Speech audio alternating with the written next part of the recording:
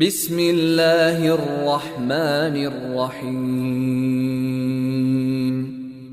لم يكن الذين كفروا من أهل الكتاب والمشركين منفكين حتى تأتيهم البينة رسول من الله يتلو صحفا مطهرة فيها كتب قيمة وما تفرق الذين أوتوا الكتاب إلا من بعد ما جاءتهم البينة وما أمروا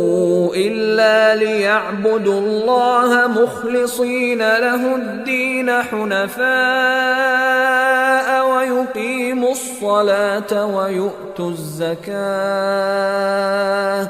وذلك دين القيمة إن الذين كفروا من أهل الكتاب والمشركين في نار جهنم خالدين فيها أولئك هم شر البرية إن الذين آمنوا وعملوا الصالحات أولئك هم خير البرية جزاؤهم عند ربهم جنات عدن تجري من تحتها الأنهار خالدين فيها